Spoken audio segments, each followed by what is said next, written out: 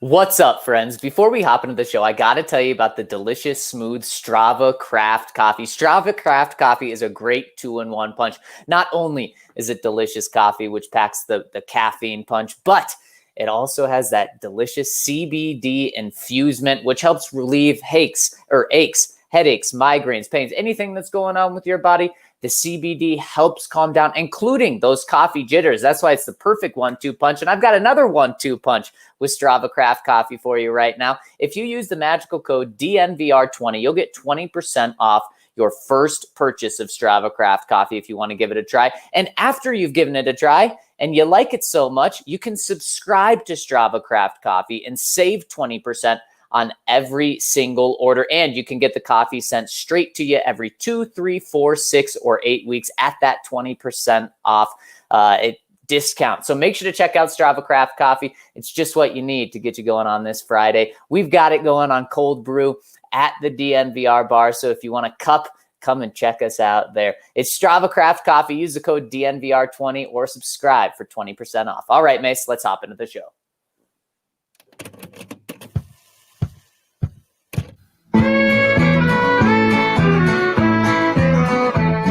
Number one for the one and only DNVR. 2 goes out to Zach, Mace, RK, and the bar. 3 for Mr. B in that old trophy case. Number 4 we're still waiting for. Well, bring on the chase. Out on the field, a mile high, Broncos win is our desire. Couple with a breakfast crew and a friend bleed orange and blue till the bitter end. Come and join us at the DNVR. We are DNVR.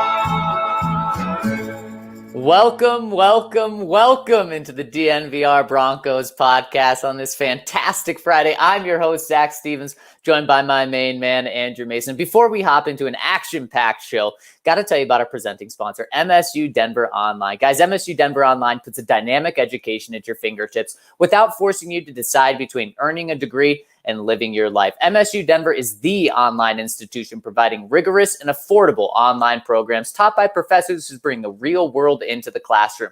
MSU Denver graduates use their relevant degrees to land coveted jobs. And guys, MSU Denver has absolutely mastered the art of online learning as things are completely going remote this year and seem to only be going more remote as this year goes on. MSU Denver has mastered the art of online learning. So make sure to check them out. They've got over 40 online and hybrid programs and 750 classes. So make sure to head over to msudenver.edu/online to scope out all they have to offer. My boy, Mace, what's going on? Thank you for joining me today. Wow, what a show we've got coming up, and kind of just took a big curveball in the past half hour. Yeah, I got to say, Zach, your typical morning chipper nature has not been affected by the news of COVID-19 hitting the Broncos, specifically of Graham Glasgow testing positive, according to the report from NFL Network's Tom Pelissero. I'm impressed that you've still got that smile, that you're still saying it's a fantastic Friday, because it sure as heck doesn't feel like a fantastic Friday right now. Yeah, it certainly doesn't. But Mace, I've just decided this is the world that we're living in now. You know, the first time this hit us with the Patriots, I was down. But now, you know, this is what we're living with. Don't let it get me down too much. But of course, Mace, COVID has entered the Broncos facility. This morning, the Broncos find out that a player has tested positive, an offensive lineman by the name of Graham Glasgow. The Broncos starting right guard, the Broncos' highest paid offensive lineman this season, has tested positive for COVID. And the Broncos have identified 2 close contacts who are also in self-isolation. Those names have not yet been revealed. This is, of course, Mace, on top of Mike Munchak going into the COVID-19 protocol earlier this week, and we didn't know if he had tested positive or if he was just a close contact to someone, but this doesn't look good. This news this morning doesn't look good for Mike either. Yeah, I mean, again, we don't know for certain whether he has a positive test or not. I mean, being a coach, you can obviously, you don't have to reveal that sort of thing, and that sort of thing may not come out, but still, it's it's cause for concern. I mean, if you're basically connecting the dots, it doesn't connect us to something good here. And now it's a question of what are the close contacts? Well, you'd say probably most likely the offensive line, because what we're seeing is when you do have some of these outbreaks on teams, you tend to see position rooms affected. I mean, just to go to the college ranks, for example, Wisconsin is not playing this weekend, and the outbreak, one cluster of it was in their quarterback room where they had two of their quarterbacks test positive, and also their head coach, Paul Chryst, who's in close contact with the quarterbacks in that program. He also tested positive. So I think that's, we don't know for certain whether the close contacts are on the offensive line, but it's a reasonable assumption to believe that. And then that brings you to the scenario of, if this game is played, and I think it's up in the air, because, I mean, what if we hear about the Chargers having more positive tests in the wake of a positive test on their offensive line yesterday? I think everything is topsy-turvy at this moment. Yeah, it absolutely is topsy-turvy. And first off, as Tristan says, prayers and thoughts to Graham Glasgow. Hopefully there's no symptoms. Hopefully it's just a positive test. But he will be out this week. And Mace, like you said, it's not crazy to think that the close contacts could be the offensive line. Maybe it's backups. Maybe it's not offensive linemen. But Mace, it's also not crazy to say it could be your right tackle, DeMar Dotson, because that's who stands right next to Graham Glasgow. And it could be your center, Lloyd Cushenberry. So obviously right now, it's a big blow not having your highest paid offensive lineman of this season out there. It could be more. And the Broncos, the Broncos offense, which needs to be a lot better, as Vic Fangio said, could be without some of their best players this coming Sunday. And we're 48 hours before the game right now. According to the NFL, the game is still on. They're going to power through. But Mace, you're right. What happens if more positive tests pop up with the Chargers? What happens if tomorrow more positive tests pop up with the Broncos, more positive tests in their offensive line room? This was something where, what was it? Mike Munchak on Wednesday wasn't out there. Yep. And I believe Vic Fangio said that he actually went into the COVID protocols on Tuesday. So it took 3 days for another positive test to come out. This is something where I'm not going to feel comfortable saying that the Broncos are in the clear for Sunday until kickoff at 2:05, or, maybe a couple hours before, after they get some tests done on Sunday. Yeah, I mean, the thing that you're fighting here is the incubation period before the viral load reaches a point where you have a positive test. And that's why you can basically be that kind of silent spreader of it. And I can tell your wife is a doctor, Mace, with all of those medical words there. Yeah. And you know what?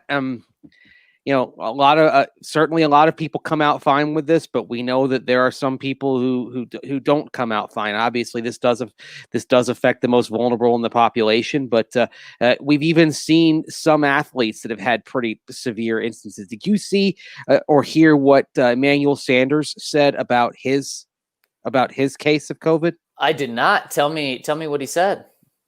He basically said that he's generally in good health, but he said he had a fever of 102. And then he said, and this is where we've heard some patients talk about brain fog. He said that he was getting weird loopy feelings, quote, like it feels like we're glitchy, because his wife got it as well. He described it as the weirdest bleep ever, quote unquote. Wow.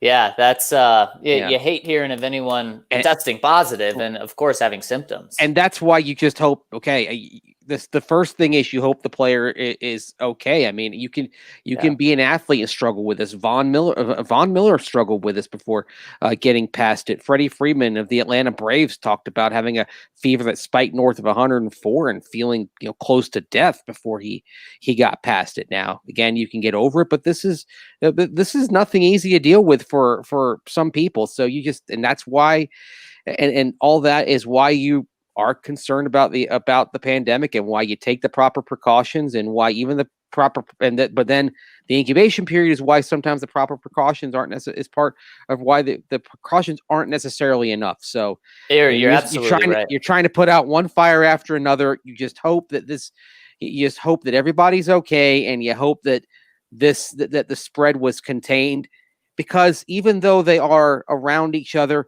if the players are doing what they should do when they're in the building, they should be wearing their proximity sensors, and they should be able to contact trace pretty quickly to make sure that they can tamp this down as well as possible.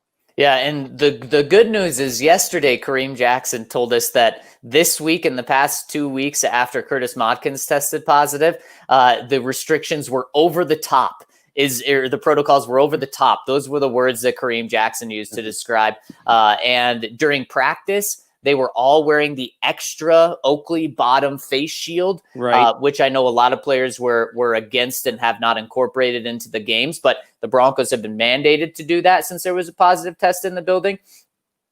Anytime they took their helmet off, they had to put a mask on. And in fact, Mace, during practice this week, a lot of the offensive linemen were wearing additional masks underneath that Oakley visor mask because they knew that Mike Munchak had either tested positive or he had been in a close contact because he was not at practice all week. And so clearly they were taking all of the steps they could while still practicing and playing football. Now today, the building is closed. They are going remote for today. They'll be back on the practice field tomorrow. And if this is it, the game will be played. That's what the NFL is saying right now. But like I said, Mace, Tuesday, Mike Munchak entered the COVID-19 protocols. We're at Friday now where we're getting one positive test and 2 close contacts. We're only 2 days away, an even shorter time period until the game on Sunday. Yeah, and there are a few possibilities that come into play if they don't play the game on Sunday. Obviously, the first thing would be to see if they could delay it 24 or 48 hours. And, in the grand scheme of things, delaying the game 48 hours and playing it on election night would not be the worst thing in the world to provide a distraction to those who need it. Wow, that would be something else. Do you think the NFL would go? I mean, the NFL's king. The NFL goes up against anyone and dominates.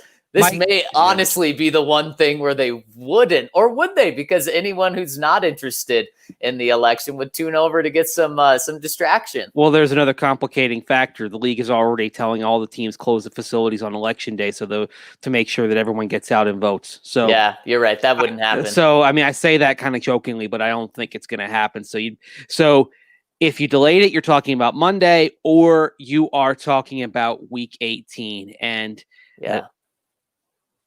Because the Broncos and Chargers have both burned up their buys. Which is supposed to be this week for the Broncos. Crazy enough how this is all, playing together. Yeah. Just think back a few weeks when the Broncos got word that they weren't going to fly to Foxborough and take on the Patriots because of more positive tests in the Patriots building. And there was an awful lot of belly aching from players, from fans. Yeah, that looks really poor right now. It looked really poor to me at the time because you had some fans saying, "Oh, forfeit the game." Yeah, you had no evidence the Patriots did anything wrong. Yeah. And by all accounts, the Broncos have done everything right. And here, you know what? Here's at least one positive test, and players having to isolate, and the coach having to isolate right now. And Curtis Modkins already had to isolate. You can do everything right, and this can still happen. This is the nature of it. And, so we see it with I know some Nebraska fans were pissing and moaning about how Wisconsin should forfeit because there was an outbreak. If you have no evidence that anything wrong happened, then you just shut up. Sorry. Yeah, and no. I mean, Mace, I completely agree with you. I'm right there with you. This thing can spread easily if you're following protocols, if you're not following protocols. And I think we're finding that out right now as well. And Mace, there's still a game for Sunday as of right now. So let's talk about it, because the Chargers will also be without their starting right guard who tested positive for COVID earlier this week. We hope that they don't get more positive tests and that cancels the game, not on the Broncos side. So we hope the best results. We hope we don't hear anything about COVID for the next 48 hours in terms of both of these teams. Really, I mean, you wish that happened forever. But with these two teams, you don't want to hear anything before game time. But let's say there is a game, and they will play this game eventually. And let's say it's Sunday, 2:05 in Denver. What is the key here, Mace? Well, I think the first key is obviously limiting the damage from Justin Herbert. And at some point, he's going to have a rookie day. As well as he's played, and by the way, I mean, even if you adjust the passer ratings for era, what he's done in his first 5 games as a rookie is among the top 8 rookie quarterbacks since the merger in terms of passer rating. Wow. What he's done, like if you're adjusting for era, the best first 5 games for any rookie quarterback in that time frame belongs to Dan Marino.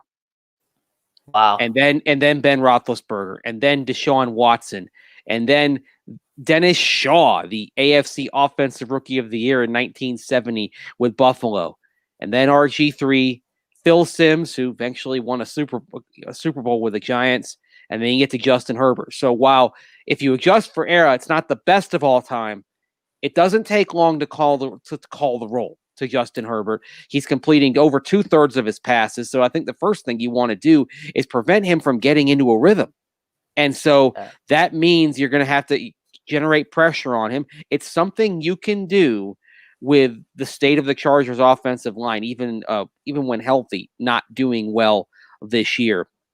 Now, as he showed against Tampa Bay with that 72-yard touchdown pass, he's capable of making amazing throws under pressure off his back foot and just firing deep. He has that tool in his drawer, but you do want to get him at least a little bit uncomfortable. And I think a key also in this game, Zach, is to make Justin Herbert uncomfortable. What the guys do on the back end of the secondary. The Broncos, they're fully healthy back there. So here's an opportunity coverage-wise to create some confusion, to get him seeing shadows, to get him thinking there are open lanes when they really don't exist.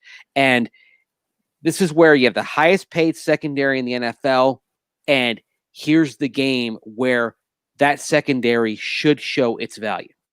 Yeah, use that secondary, lean on that secondary, because, Mace, how do you make Justin Herbert uncomfortable? You bring the pressure. Even last week against Patrick Mahomes, where that is a guy you're not supposed to bring pressure against. When the Broncos brought pressure, it worked pretty much every single time. So there's no question that that's what you need to do against Justin Herbert this week. You have to bring pressure. And Mace, this game to me, it's Broncos Chargers. It's Drew Lock, Justin Herbert. In reality, this game is Justin Herbert. Justin Herbert will win this game for the Chargers, or he will lose this game for the Chargers, because his ceiling, what we've seen right now, is higher than Drew Lock's, just plain and simple. And people may say, well, what about the Houston game where Drew went 3 touchdowns, 1 interception, 300 yards? Justin Herbert's done that. Justin Herbert's also done 3 touchdowns, no interceptions. Justin Herbert's done 4 touchdowns, no interceptions. So this is all on him. It's making him be the Justin Herbert that he was the first 2 games of his career, where he did throw for 300 yards in both games, but he had 1 touchdown and 1 interception. You can win allowing Justin Herbert to have that type of game. Heck, I mean, other teams have proven that you can win allowing him to have 3 touchdowns and 1 interception. You can still beat that type of team. But if Justin Herbert takes over this game, then the Broncos, I don't care what Drew Lock does, they're not going to win this game. So I think you hit it spot on. You have to make him uncomfortable. And the way you do that is you lean on your secondary and you blitz. Yeah, and the thing is, the secondary is key here, because pressure without good covers to go to accompany it. So it's the Russian cover thing, right? Sounds like a spy novel. Yeah, it certainly does. Because pressure alone isn't enough. Zach, can you tell me where you think Justin Herbert ranks in terms of passer rating when he's pressured? Oh, boy. He's probably pretty good. I would say... Wait, I'm going to guess his passer rating. I'm going to say 95. His passer rating is 100.9, according to Pro Football Focus. 3rd best in the league when under pressure, only trailing Ryan Tannehill and Phillip Rivers. He is, to just get to the numbers in detail, 38 of 65 for 581 yards with 5 touchdowns and 2 picks when he Jeez. is pressured. So Mason, am I wrong saying that you need to pressure him then? You're not wrong in saying that you need to pressure, but I think this is where your coverage has to be creative. I mean, and that's where I think the Broncos have a chance to do some things here, because the way that Vic Fangio uses his zone coverages, you can create some confusion, and that's where you get him to maybe see some shadows a little bit. You maybe trick him into thinking that there's a window, but there isn't. And so this is where your secondary, I mean, all of whom are expertly able to execute Vic Fangio's concepts. This is where you're relying on them with some deceptive zones, and you're going to try to sucker Justin Herbert into throwing into a window that is actually closing, and you have a chance to get picks. That I think is the key. The pressure gets the ball off quickly, but if you're doing some deceptive things in the zone, then Justin Herbert, that hot read isn't as hot as he wants it to be, and you've got a pick and you're going in the other direction. That, I think, is the key to diffusing Justin Herbert. Yep, I think you nailed it. And Mace, one of the things that could happen with doing that is you could be making plays on your defense, not just forcing Justin Herbert into 3 and outs and punting at their 50, but you could be getting pick sixes in this game, or a pick six. You could be getting interceptions. He's had interceptions thrown. He's done that. He's thrown 3 in his 5 games, so it's very possible to do that. He's also thrown 12 touchdowns in his 5 games, so they're going to air it out. They're going to rely on him. And Mace, I know we are building this to be a very tough task because of how good Justin Herbert is, but look no further than what Vic Fangio and John Elway said yesterday. Vic Fangio yesterday comes out and says the Chargers have found their quarterback for the next 10 or 15 years. That's about the worst news for Broncos to hear, but that's what the Broncos head coach said. And the truth is, we haven't heard him say that about Drew Lock. Now, it's probably easier for Vic to say that about an opposing quarterback instead of his own quarterback right now. But still, the fact that he came out and said that is not good news, and just shows that, he's not just putting up numbers because teams don't know how to defend him. No, he's a good football player and is going to be for a long time. Yeah, and there will be some bad games coming up. He's going to have some bumps. Every rookie does, but I think he's going to bounce back from them. And now you look at the long-term future, and you're staring down the barrel of 4 games a year against Patrick Mahomes and Justin Herbert.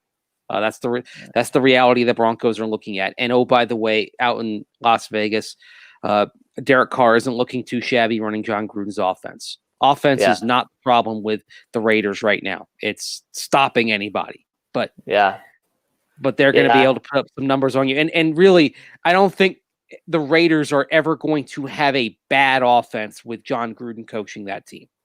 Yeah, I agree. There's no question, Mace, who has the worst offense in the AFC West. As of right now, it could change, but every single number across the board will tell you that the Broncos right now are in the cellar of that. And if they lose to the Chargers this weekend, they'll also be in the cellar of the AFC West for so many reasons. This is such a big game for the Broncos. And Mesa, I do have to relay to you what John Elway told Phil Milani of the Broncos yesterday when asked about Justin Herbert. He said Justin is going to be a very good quarterback in this league. He's a very talented quarterback, and he's done a really nice job. He's made a nice transition. He's got all the talent to move around. He's big. He's athletic. Big arm. I mean, Mace, doesn't that just sound like the ideal John Elway quarterback? Yeah, well, I'll rewind the clock back to December of 2018. We went back in the old orange and blue 760 days, and we had John Elway on the air not long after word broke that Justin Herbert was returning to Oregon for the 2019 campaign. And Elway at that moment said that he was surprised that Herbert made that decision to come back. And it's been well documented and well spoken of how John Elway and the Broncos did like Justin Herbert. And I maintain this. It's sort of it's a little bit of guesswork and speculation, but I believe if Justin Herbert had been in the 2019 draft class, he'd be a Denver Bronco. I think so too. I They think so would too. there would have Mace. been a trade up. I think they would have found a way to get Justin Herbert. I think he'd be the quarterback of the Broncos right now Yeah. if he'd come out. But hey, I'm not going to criticize Herbert for the decision. He wanted to play a year with his brother, and you know what? You want to go get that college experience. I mean, there's a lot of guys who will look back and tell you, hey, I wish I had one more year on the college level, whether you're talking about football or basketball, because of the life experience. So you know what? Good for Justin Herbert that he did that, but then the timing didn't quite align, and now he's a Charger, and it appears that he is going to be a problem for the Broncos for the foreseeable future. And unfortunately for Drew Lock, and is this fair? No, but football sometimes is not fair. He is being measured against Justin Herbert. Yeah, he is, and that's what's eye-opening, is that Vic Fangio hasn't said anything about how Drew Lock is the Broncos quarterback of the future. And the counter to that is he's only played 9 games. Then you look at Justin Herbert, he's only played 5 games, and the Broncos head coach is able to say something like that. So it's not fair, Mace, because Drew Lock still has 10 games to prove what he's worth. And maybe that's not even going to be enough, like we talked about yesterday, but that's probably all he's going to get to prove that he's the guy or not. So, Mace, what do we see from Drew Lock this weekend as he tries to bounce back, which Vic Fangio said that he is confident that Drew Lock will be able to bounce back? Well, unfortunately, this is where the news of today has an impact, because you're taking Graham Glasgow off, and Glasgow struggled early in the year, but he's played really good ball the last couple of weeks. I think what you can attribute Graham Glasgow's early struggles to were just getting comfortable with a new offensive line, with a new scheme. You didn't have OTAs, you didn't have preseason, and it affects even a veteran like him. Graham Glasgow, the last couple of games, has been as advertised and exactly what you expected. And he's helped Lloyd Cushenberry get better as well at center the last couple of games. It's maybe a little not as perceptible as some other improvements on the offensive line, but it's there. Cushenberry is starting to play better ball. He's inching forward after that rough first month. So it's going to hurt Cushenberry, assuming that he is not one of the close contacts.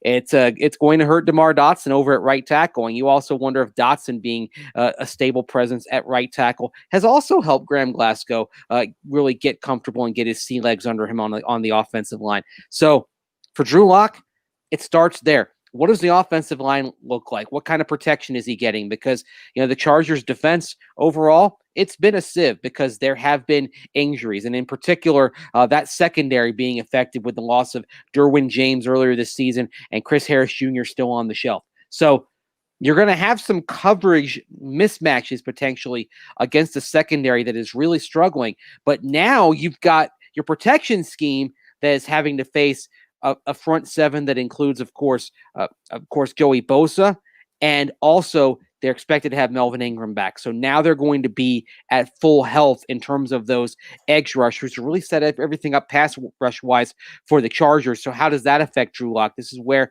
you're going to need some more quick reads, and you're going to have to do things to make sure that hot read or that guy that is his first progression is somebody is open and not setting him up for a pick, the kind of situation where you have a pick six like against Kansas City.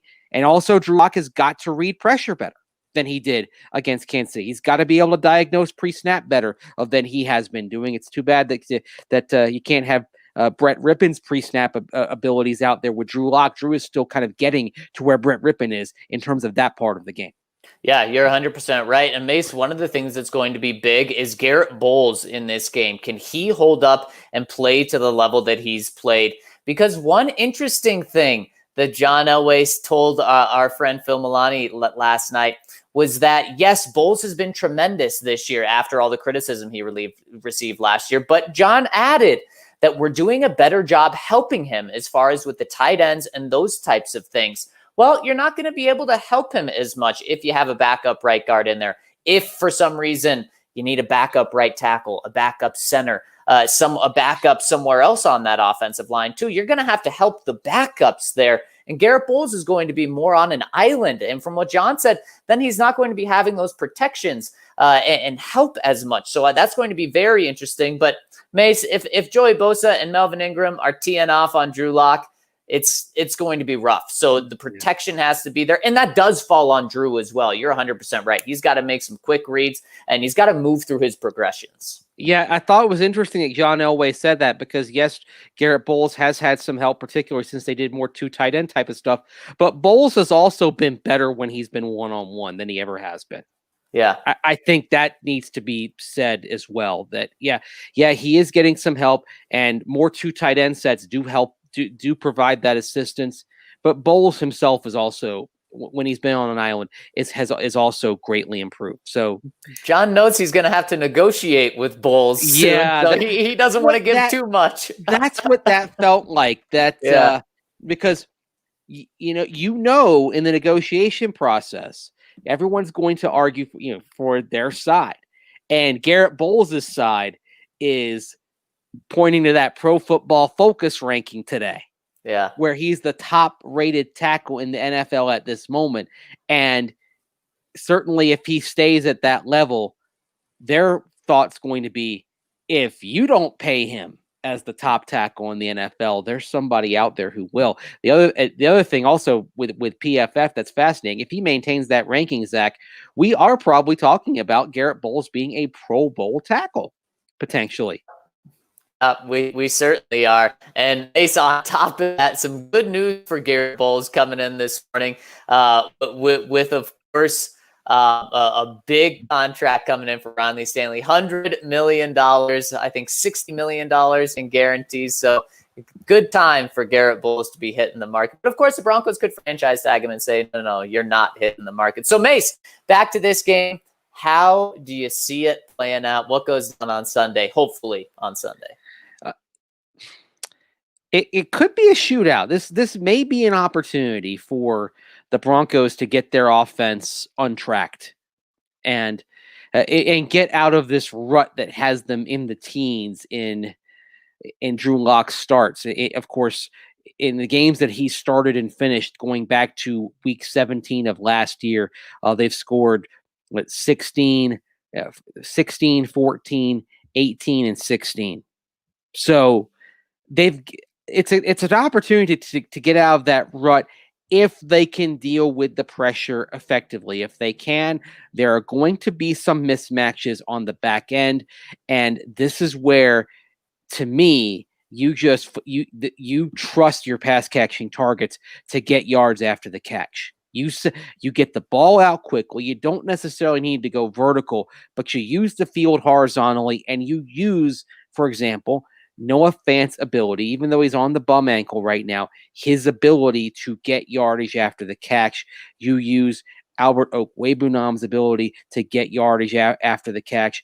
You use that with Jerry Jeudy as well. And if you want to get a 9-ball in there, you send Tim Patrick deep and see if he can win a jump ball with one of the Chargers cornerbacks. So there are going to be opportunities to get some yardage, to get some chunk plays, even though it may start off not looking like a chunk play. So I think that's something the Broncos need to take advantage of. If Philip Lindsay is through the post-concussion protocol, then you hit him hard with Philip Lindsay on the ground. I think this is a game where we'll see some of the numbers for the Broncos offense have a significant bounce back. This game could be a 27-24, 28-27 type of game incoming, Zach. And Mace, is that your prediction? 27-24, 27-28? Because before you give your prediction, I'll give Ryan's prediction. He has the Broncos winning 27-24. So he agrees with you at that score right there. Yep. I have, it's going to be a little bit lower than that. Okay. I have the Broncos winning 24-23 on a late Brandon McManus field goal. Hey, there we go. B-Mac coming through. Maybe he can win another AFC Special Teams Player of the Week. And yes, what I'm saying is it could be another heartbreaking loss for the Chargers, where you're looking and saying, wow, Justin Herbert had a really good game once again, but we couldn't close the deal. That's the kind of lament that you might hear from the Chargers after this one. I think the Broncos do bounce back after being hammered last week. I think they play better. Look, I think they'll go 2-2 in this 4-game stretch. I'm actually, in terms of the Broncos, I'm actually a little more concerned about the Falcon game, seeing that they seem to be finding their way. If they could just get Todd Gurley to do what he's supposed to do in terms of trying to preserve a situation late, then they'd be talking about having 3 straight wins right now under Raheem Morris. So that's looking like a pretty dicey game coming up down in the ATL next week. So if you're going to try to maximize this run, Zach, I think you got to win this game, and I think the Broncos will find a way to do it. There we go. And the Broncos are, of course, 3-point underdogs right now. And the line has gone closer to the Broncos in the final 48 hours the past 2 weeks. So maybe that'll happen again. Maybe it'll come closer to an even game. And Mace, I like the Broncos offense to bounce back as well. You said this is a game for it to happen. I like it. Like you said, in the past 4 games with Drew Lock starting and finishing the game, the Broncos offense have averaged 16 points. Well, I like them to top that this week. I like them to put up 19. I can't say they're going to break the 20 mark until they actually break the 20 mark. And I don't know. The Chargers defense is completely average. They've been completely average across the board. Now, they did give up 29 points to Jacksonville last week. That's certainly not a good mark, but they're an average defense. They're not terrible. They're not great. And they are getting Melvin Ingram back this week. I don't think that's good for the Broncos. So I say the Broncos get close to 20, but don't do that. And Mace, Justin Herbert's put up 26.6 points per game in his 5 starts with the Chargers. But in the past 3 weeks, he's averaged 32 points per game. I mean, he's had one of the best offenses in the league over the past 3 weeks. And I think the Broncos defense does a good job with Justin Herbert, keeping him in check. But keeping him in check and doing a great job against him, against a 32-point offense, is holding him to 22 points. And I think the Broncos do that. And I think at the end of the day, it's a very similar situation and conversation that we had last week, although to a much, much closer game, of course. It's going to be 22-19 Chargers. It's going to be, I'm predicting a push right now, which is something you probably don't want to do in Vegas. But I think the Broncos defense plays very well, holds Justin Herbert in check, brings him back to earth. And the Broncos offense just isn't able to get over that hump yet. Now, remember one thing, that Jaguars defense, it's bad. And they gave up 39 last week. It was their 6th consecutive game in which they'd allowed 30 or more points. So that particular performance, I wouldn't put too much stock in just because of the quality or lack thereof of the Jaguars defense. But you've got 22. So you've got. How do you have them getting to 22? I have no idea. Okay. All right. I think I figured it out. Okay. You have them down 19-14 as the Broncos have a game where they have to settle for a bunch of field goals on some promising drives. So BMAC puts up 4 field goals in the game to get you to 19. So they're down 19-14. Justin Herbert leads them on a late touchdown drive, and they go for 2 and get it to be up by a field goal. There you go. There you go. Broncos. I knew I could rely on you, Mace. There you go. That's how you have it happening. So, So there we go. You and Ryan have the Broncos winning. Man, I hope you're right. I'd love to be talking about a 3-4 team going in and facing Atlanta with an opportunity to get back to 500 this week. I think it's going to be a close game. I think we all agree on that one, and it's going to be a fun one. We'll keep you updated on everything that's going on about this game. Hopefully it's a 2:05 kickoff on Sunday, but make sure to stay tuned to us. Mace, we're going to end this live pod right now. We're going to jump into the comment section. For anyone just watching the live pod, make sure to check out the podcast in anywhere you can find podcasts. Make sure to check it out to continue to roll with us on this fabulous Friday. For those just tuning into the live, thank you so much.